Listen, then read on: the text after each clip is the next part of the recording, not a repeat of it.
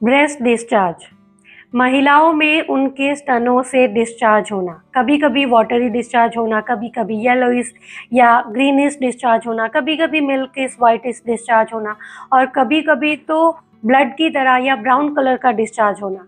क्या ये नॉर्मल है या आपको डॉक्टर को कंसल्ट करना है? तो अगर आपको प्रेगनेंसी के टाइम में या उसके बाद का जो टाइम होता है जब आप बेबी को ब्रेस्ट फीड कराते हो, इस टाइम पे अगर आपको ब्रेस्ट से डिस्चार्ज हो रहा है तब ये बिल्कुल नॉर्मल है।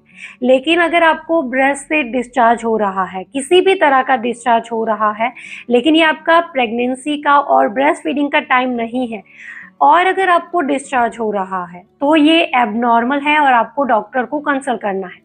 ब्रेस्ट डिस्चार्ज के पीछे रीजन क्या हो सकते हैं? तो कभी कभी ब्रेस्ट में कोई इन्फेक्शन होता है, उसकी वजह से डिस्चार्ज होता है। कभी कभी थायराइड की वजह से जो हार्मोनल इम्बैलेंस होता है, या कई बार स्ट्रेस की वजह से भी हार्मोनल इम्बैलेंस होता है, उसकी वजह से भी डिस्चार्ज हो सकता है। कई बार किसी दवाई की साइड इफेक्ट की वजह से, जैसे एंटी डिप्रेशन या बीपी की या एसिडिटी की दवाई, या कई बार हर्बल दवाई की भी साइड इफेक्ट की वजह से आपको डिस्चार्ज हो सकता है, और कई बार ब्रेस्ट कैंसर की वजह से भी ये डिस्चार्ज हो सकता है। तो कोई भी डिस्चार्ज हो रहा है, डॉक्टर को कंसल्ट करना ज़रूरी है। मैं आपको एक रफ आइडिया दे रही हूँ, कब आपको बहुत ज़्यादा चिंता नहीं करनी है। तो अगर आपको ब्रेस्ट से डिस्चार्ज हो रहा है और दोनों ब्रेस्ट से डिस्चार्ज हो रहा है, और ये सिर्फ तब होता है जब आप ब्रेस्ट को या निपल को प्रेस करते हो और ये ब्लड की तरह या ब्राउन कलर का नहीं है, तब आपको बहुत ज़्यादा चिंता करने की ज़रूरत नहीं है।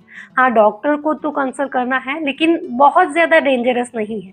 लेकिन अगर आपको सिर्फ एक ब्रेस्ट से डिस्चार्ज हो रहा है, ये ब्लड की तरह या ब्राउन कलर का है, और बिना दबाए भी ये कंटिन्यू होता रहता है, तो ज़्यादा डेंजरस है। मैं ये नहीं कह रही हूँ कि ये कैंसर की वजह से ही है, लेकिन हाँ, रिस्क यहाँ पर थोड़ा सा ज़्यादा होता है। So this is all for today. Thank you. Bye bye.